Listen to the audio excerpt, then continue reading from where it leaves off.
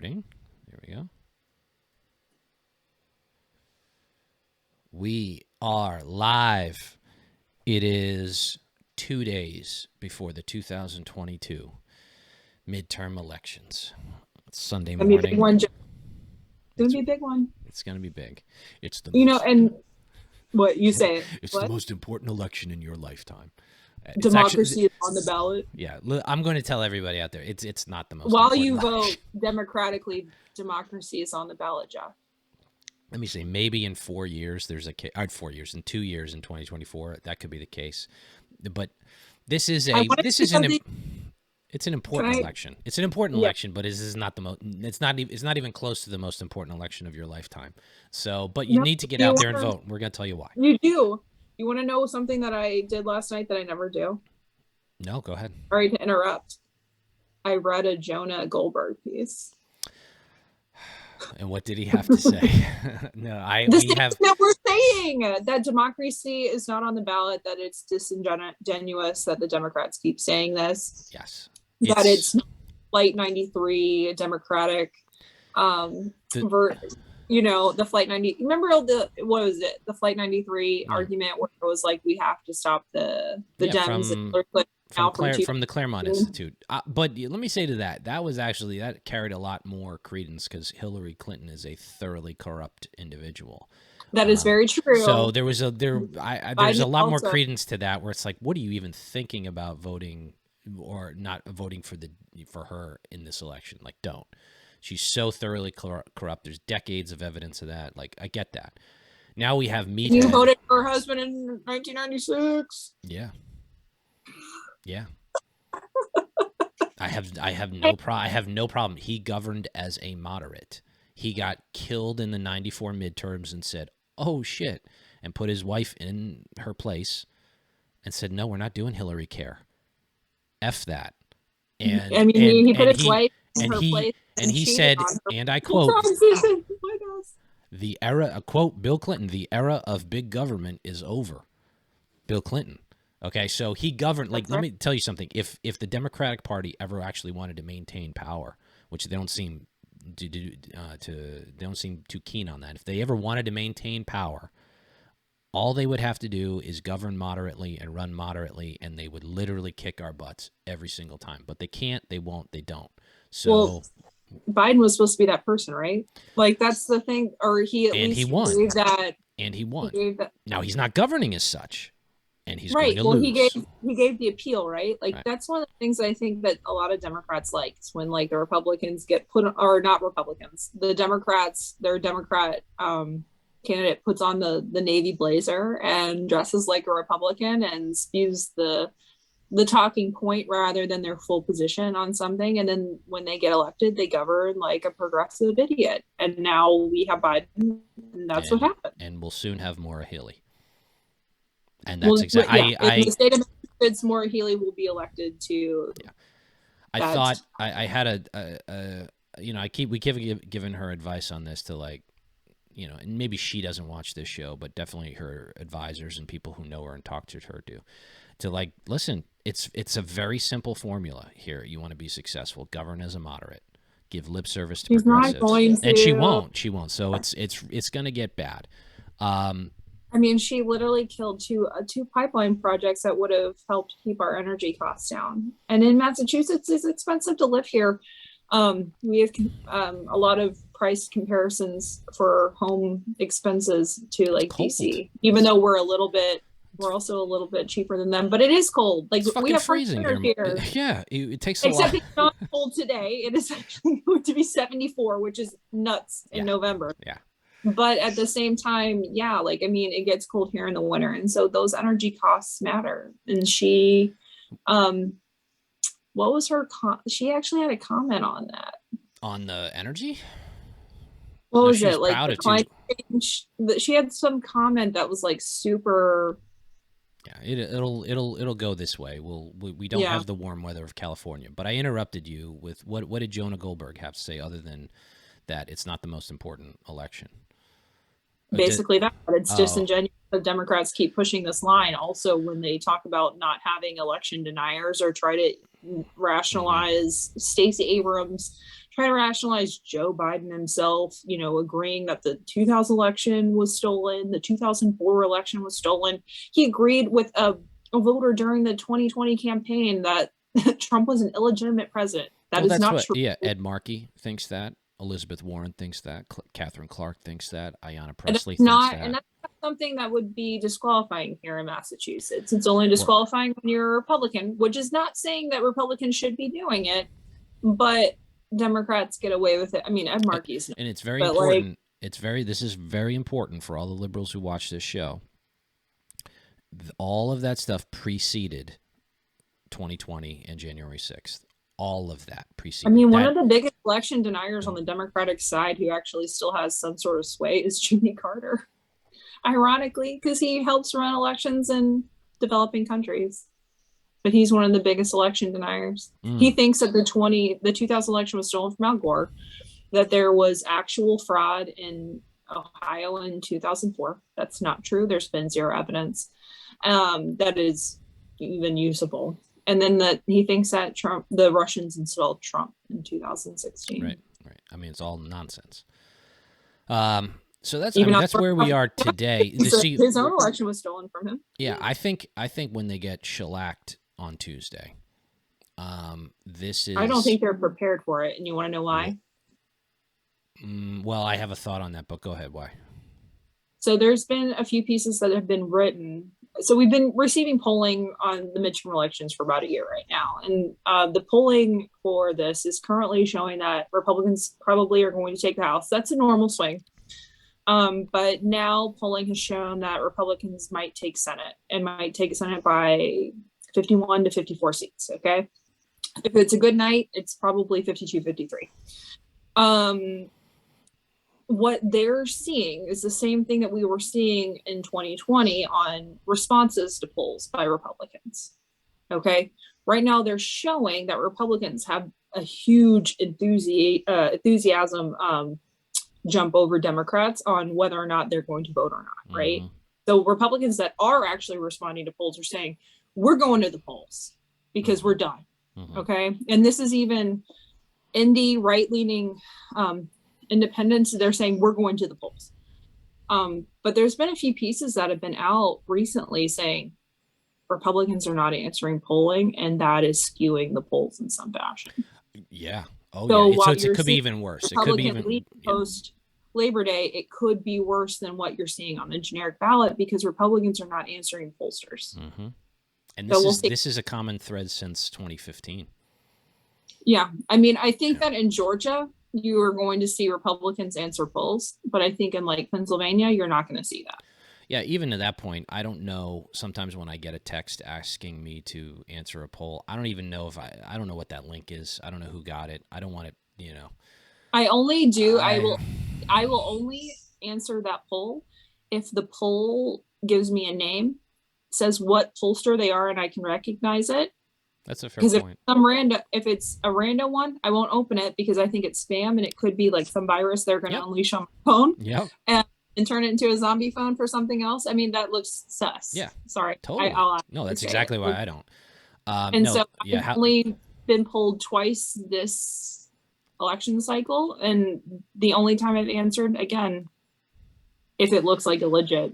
Yeah, I was polled in September. I can't remember if I did another one, but I was called. I was called on that. It was somebody on the phone when I answered. I can probably say who it was now. I was polled by Public Policy. The PPP polls that are usually shit. It's a Democratic pollster, and so I was pulled on them for the Republican primary in Massachusetts. So this is interesting. I made a bet. Oh, kicking my ring light around. Sorry. Did that? Got to fix it. Yeah, I can see it. There we go. All better. I got to watch my feet. I made a bet with Sue O'Connell, who from New England Cable News, my former sparring partner on politics on TV from years ago. And she and I are still friendly. I love Sue. We disagree on everything, but I still love her. You and Sue O'Connell? Yeah. So we made a bet. She's like, I predict Dems keep the Senate and the House. Wait, what? Yeah, real. Real talk. And so I put a bet. It's on Twitter now. The bet was right now Republicans are spending in Biden plus 20 seats. Kaitlin, there is a massive disconnect between what liberals think. Like this is remember all those polls that like in the past week that have come out and they show Dems like leading. People, like, yeah, they travel. Like that's the thing that I always say. I'm like, do you travel? Do you leave Boston? Do you leave Massachusetts? Like, do you even go into New Hampshire or Maine and talk to people? Like, go to a diner and like talk to normal people that are not like you? Like, I don't understand how liberals can sometimes be so. Well, they like, can. It actually does frustrate me. It's like, how can you like say with a straight face that even when you think that Senate is a toss-up, that's fine. But how can you say that you don't think that think the Democrats are going to keep the House? So at minimum, they lost seats in 2020. At minimum, Sue's going to buy me dinner at the restaurant of my choice. At maximum, she's coming on this show. No, we would love to have Sue on. Of course, yeah. Come on. At maximum, like when Republicans take the Senate, we get her for an hour. I'm sorry, House, we get her for an hour. Republicans take the Senate, we get her for 2. So wait, so can we do 2 episodes, like an hour long each? I don't know. I'm not going to push it with that. I'm going to see where it takes us. But and I may even do it we may have to schedule it in person, and I may have to do a setup that where we we get a cup of coffee and we just talk in person, which I think would be much better content. Anyway, but she's got to get cleared for that. It's a whole thing. I'm not holding to that, but at minimum, she's buying me dinner. We can take her to a place that's nothing like her bubble, where normal folks are with normal issues that they care about. See, what Sue's good because she's kind of one of the last of a dying breed of liberal, willing to talk to and engage. No, well, that's a different story. But like media types that are willing to talk to and engage with the other side, at least on its face, right? Because there's a whole host of folks who absolutely shut it down and who won't. Oh yeah, right? Yeah. And it's to the detriment of, I'd say, our overall society, but not really there. Like the best. Let me tell you something right now, and this is to liberals. Maybe you'll wake up after this election. Probably not. But if you're a liberal person of liberal political affiliation and you'd like to start winning elections again, the media should engage in battling it out with the other side on these formats. But the left has totally picked up their ball and gone home. They don't fight anymore. And they're not going to anytime soon. We're all gonna recede to our bubbles. And we'll call for the debate. The right will call for the debate, but the left won't engage. And they probably shouldn't. They probably shouldn't because they don't. Well, they know They know when they engage, they sound like idiots. Like when you talk, like, and the thing is like some do. And I want to. Okay. So this is a side note. I listened to a really interesting podcast on Barry Weiss's Honestly, because what she does is she brings 2 people that disagree and they have like a real conversation. And this one of them was on crime and criminal justice reform, and Kameli, who was on, which podcast is he on?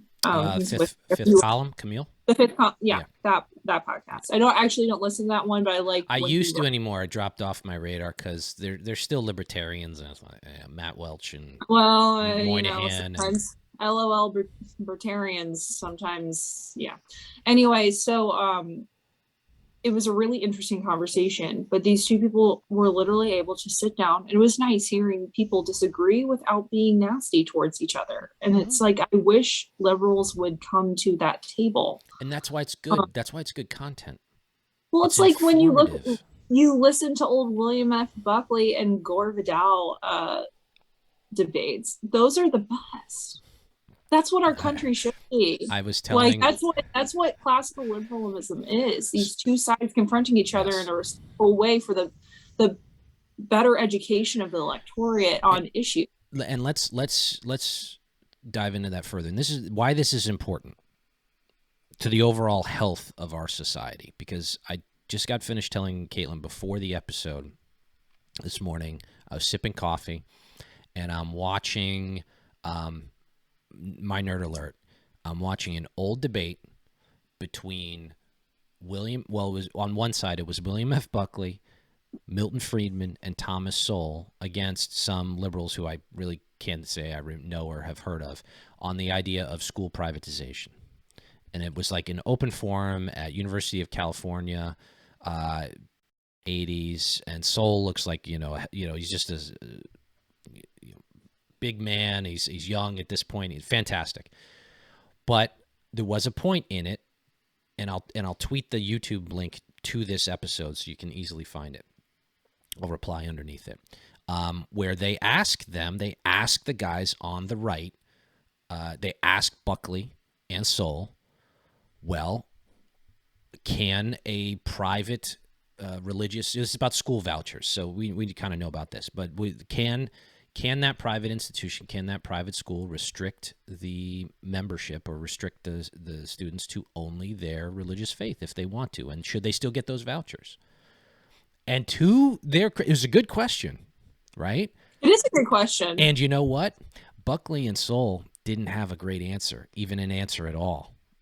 I mean, like it was very interesting, right? So that's like a sparring, that's a jab at the right for a good point. How do you control them? My answer would have been like, well, okay, that's up to the states to decide. I would say probably not. They shouldn't be allowed to do that, restrict that. But you can write that into statute at the state level. Right now, I think you're not allowed to, based on that Supreme Court decision where it was from Maine, right? That was actually the Supreme Court case, correct? So, well, this is like 30 years. This case has been going on for 30 years. In Maine, what was happening is there in certain areas, they don't have public schools because they don't have the funding for it. So they have these consolidated school districts, but like way up in like rural Maine. Okay. Like where like where the caribou live. Yeah, where the caribou live, they'll have like private schools that are religious, okay? And so what they were expecting is like, these are smaller communities, they don't have access to a public school, or the public school's like an hour away or whatever. Whether or not they can have vouchers from the state to be able to attend these private schools. And they were religious schools. And so now the Supreme Court says that the state can't block that.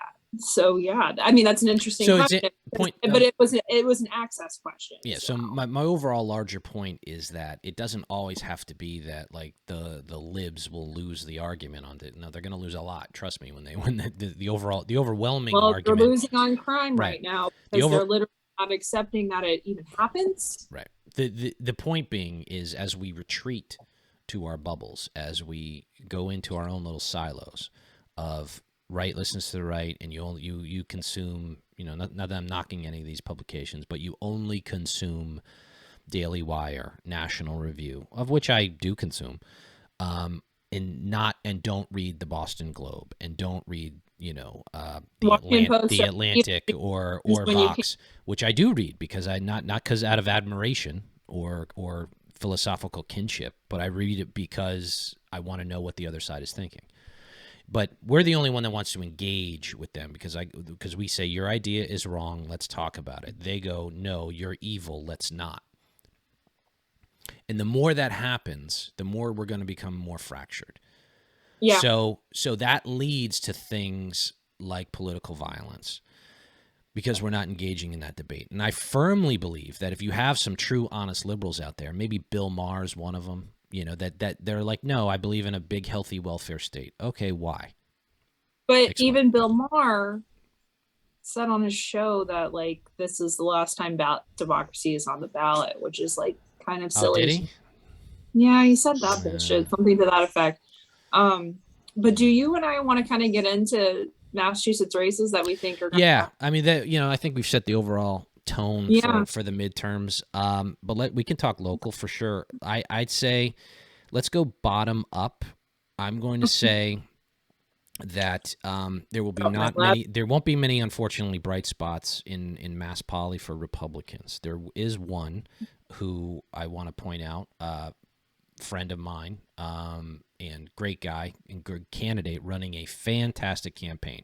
I mean, you really can't ask for a better campaign than the one he's running. Sean Dooley for state senate. He's a current state rep, so he's going a little bit bigger than his current district against an utterly unlikable opponent incumbent opponent, Rebecca Rausch, who and it seems like Democrats tried to draw her out on purpose. Yeah. Right. Which is interesting. Which is interesting. Now, this touches something like this. So early, maybe it was earlier in the show, or maybe it was the Patreon where we talked about Maura Healey swinging to the left. I'll put that. I'm going to put a pin in that. I'm going to write down on a Post-it and put it right there for a second because I want to get back to that because there's a glimmer of hope based on this race. Sean has an excellent shot. It's a wave year. She's not well liked. There's not a lot of enthusiasm for her. So I think that's going to be one of perhaps the only bright spot in Massachusetts politics for Republicans. I think all the others who are running for re-election will probably get reelected. I'm going to call my dark horse is Jesse Brown in the Mass Ninth because nobody's really look, it's the mythical ninth. And I call the Massachusetts ninth is only, I think, D+6, right? Right. And I call it the mythical ninth because it's this district that we've all told people, we can win because Baker, Trump, Scott Brown, everybody has always done well in the ninth. But yet Keating, I think it's Keating out there. Yeah, he's a shithead. Yeah, but he always manages to win. In a wave year like this, people might just go F it and put in the R. So I think that could be a dark horse. Do you have? All right. So I've talked enough about this, but I want to circle back to the thoughts on Sean with Healey in a few minutes. But go ahead, Kaitlin. Your analysis of Mass Poly and any other races that you're thinking locally that could be. Well, I think that Lenny Mira is going to have a challenging race for his seat, but I think that he can pull it out if he, his campaign's worked really hard and he really cares about the issues. So I think that it comes down to turnout, right? But I think in the right political environment that can help. There's a lot of other Republicans that are on the ballot that are local. I'm going to go down I actually go ahead. Go down your ballot, and I'll tell you how I voted because okay. I early voted on Friday. So go ahead. Okay, so I pulled up the Salem ballot on my laptop. Okay, for governor, it's Deal and Allen. For attorney general, this one is James R. McMahon III. I will be voting for him. Secretary of State is Rayla Campbell. I'm going to make that decision in the ballot box. Okay. Keep going. I'll stay quiet. Do your whole thing. Auditor is Anthony. Definitely voting for Anthony. My representative in Congress is Bob May. And this is I live in Massachusetts sticks. I've said this online a lot. I think Seth Moulton is a shithead, and I actually really hate him. I think he's one of the worst representatives in Congress. He sucks at constituent services. Every single time I have tried to call his office, I have either gotten the voicemail or I got a call back from the staffer when I asked for a call back from my congressman, which he should be taking the time out of his day when people ask to give callbacks. So you suck. And I think that you should be voted out of office. It just depends. It's a math game, as we all know in Massachusetts. But I do have to say, I'm moving further up the North Shore, and it's been incredible seeing Bob May's signage all over the place. He's been trying really hard. This is the first time that I've ever really seen a Republican representative for Congress have this much signage up here since I've moved up here. You've lived here longer than I have. Yeah, so a quick side note on that. Bob's a nice guy. I don't know how much money he raised. Yard signs don't vote. We got to remember that. So signage, and I think that there's not a lot of enthusiasm for Democrats right now. So I think the lack of signs and on their side and I've seen almost zero Seth Moulton, but that means nothing because I think that he's going to get a lot of votes because there's a lot of Democrats in my district, and so in 2 years there is a very real candidate that we'll get into who has expressed interest in running that I'm aware of that. In Massachusetts 6? Yeah. Oh yeah. We'll talk about it later. Let's focus on it. Yeah. Okay. Woo. Okay. Well, I'm staying in Massachusetts 6, so I could be helping on their campaign. But good luck to Bob, though. I mean, again, you never know what could happen in, like, if enough turnout is depressed for Democrats and enough people in the middle go, screw it, I'm just going to go R the whole way. You never know. I've actually decided that I will only do R the entire way, and if it's an uncontested election, I will not be voting for the Democrat. I'll leave it blank because you don't deserve my vote. So that's for all of you people who call me a RINO, as well. For counselor, it's Michael C. Walsh. He's out of Linfield. Senator in general court, it's Damian M. Ancatel. I don't know who that person is, but they're getting my vote because they're a Republican. Let's see. I'm not voting for Paul F. Tucker because his signage is really annoying, and maybe it comes down to his basic shit like that. But yeah, your signage is really annoying. And then we didn't actually put up a candidate for sheriff in Essex County, which really sucks. So I won't be voting in that race too. And your ballot questions, which I voted, like I told you, I voted on Friday. So the question 1's on the front of the ballot. The other 3 are on the back of it. So yep. Don't forget to turn it over. Yes. No, I always do. Yeah. My husband, when we used to go vote, Mr. Kaitlin, when we used to go vote together, he would like sit there and like think about the ballot questions. Like it used to take Mr. Kaitlin like 20 minutes to vote. Good for Mr. Kaitlin. Well, he thinks about it, like, and he doesn't really allow a lot of the literature he's actually a really mindful voter. On question 1, I am not voting for the 4% millionaires tax. I think that is ridiculous, and it just. Wait, Kaitlin, your language just for the audience. You are not just not voting for it. You are voting against it. Yes, okay. Yes, I'm voting against the 4. Yeah. Sorry to the 2 canvassers that actually came to where I live for yes on 1. You were really nice and you're really young and you were really into it, but absolutely not. I'm not voting for that. Question 2 is the dental stuff. This is one of I actually got an anti vote on or vote no on 2. And you want to know one of the funniest things I've ever seen? Someone made a homemade sign in Swampscott that was like vote no on 4 and vote no on 2. Interesting. Which I thought was really cute. What was it? Question 3 is the one on that's the alcohol one. Yeah, booze in supermarkets and other stores. I'm gonna vote yes on the booze in supermarkets. Okay. Because that's a Southern thing, and I think that it's really that's an everywhere thing. It's an everywhere thing. First of all, I hate going into Cappy's and have to, after I go to the grocery store, I'm sorry, like if I want to pick up, if I want to pick up beer, I want to pick it up at Stop and Shop. Yeah. The last one is the driver's license ones, and I'm voting no on the driver's license questions. Very good. I agree with all of those choices. So I voted on Friday. Early voting. I have not voted. I'm actually going really early in the morning on Tuesday. Yeah, my Tuesday's packed, and I could have gotten there on Tuesday, but it was just easier because I could do it Friday morning. So so right before, about an hour before they shut it down, my wife and I went over to the polling place, and so my ballot, I voted for Jeff and Leah for Republican for governor.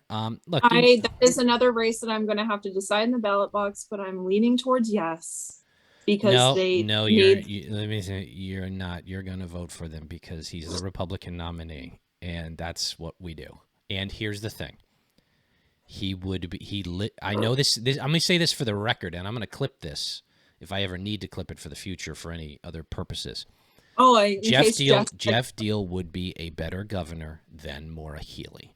If for no other reason, then he would make decisions that would align better with what the people of Massachusetts need, and not insane progressivism. Based on that simple fact, I won't say deserves, nobody deserves it, but he's a better choice. So there you go. That's my pitch for it. I voted for Caroline Colarusso, who I like, for Congress. I voted for Jay McMahon for Attorney General. I did not vote for anybody in Secretary of State. Rayla Campbell is nuts.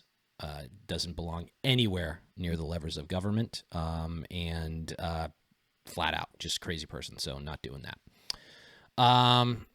Let's see what else. Congress. Voted for Anthony. Of course, I voted for Anthony Amore for auditor, who make a fabulous auditor and has the best chance statewide of winning a race. I don't believe there was, if there was a Republican running for state Senate and state rep in my district, I definitely voted for them, but I don't know if they are. I think the Democrats might be running unopposed. I blanked those as well. Same for sheriff. These people don't deserve their votes in this midterm cycle. Yeah. If you're running unopposed and basically across the board, yeah. And most of the races in where I was were unopposed. But anyway, I did. Sucks. You know what? Here's actually there is a libertarian candidate for treasurer. Oh, I saw that. And I voted for the libertarian. That's what I will be voting for. If it's against a Dem and a libertarian, I can at least for libertarians are really good on money. So like I'm good. That was my thought process. So I did that. I voted no on question 1, no on question 2, yes on question 3, and no on question 4. Oh, wow. And that's my ballot. And I guess you're just not a hardcore Trumper, as one commentator in Mass Poly likes to. Oh, right. Yeah, I got you there. Good point. All right, so that's our ballot. I predict I mean, and there's several other good Republicans that are running too. Like, was it Evan Gentro down? He's from Westport. He's running in the 8th Bristol district. That's we want to look. There's good candidates out there. I don't know much about their races. Right, and so we support all of these good, smaller Republican races. But again, it's really important for you to go and look up before you vote what these candidates believe and all of that stuff. And a good resource for that is always, for me, it's Ballotpedia. And that's where I kind of look at the smaller races because their database is really good. It's always updated. But yeah, and then I'll read local news about people. Well, I don't want to get into local predictions because it's honestly too depressing. So I'm just going to pass on that. Other than I think Sean Dooley's going to win. I think Sean Dooley's going to do well. Which sort of says my prediction, but right. I think Lenny Mears got a tough race, but he's going to do well. And so Jeff, we always talk about Mass GOP and we want for the future. We're talking about elections right now. If you're watching the show and you are a Republican voter in Massachusetts or an indie voter in Massachusetts, get out and vote for Republicans. That's what we need you to do. Get out and vote for Republicans. The state will be better off. Right. If no, and I mean this, the state will be better off literally if Jeff Deal got elected governor. Now we're going to get into the whole, in the future. We'll get into the future on the next podcast, and we'll just elect and why that may why that may or may not take place. We need you to get out and go vote by Tuesday. You need to go vote. Yep. Okay. And you need to vote for Republicans up and down the ballot, except for the one libertarian running for treasurer. We need you to go vote for Republicans because these people don't deserve power anymore. And that's basically what I've come down to. They don't deserve power because when they were given power, they not only mocked that your grocery bills are higher due to inflation, they mocked your concern about crime.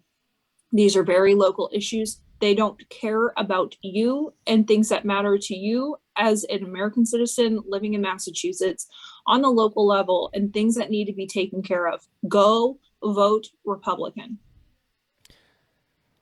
And that's this week's episode of the RINO podcast.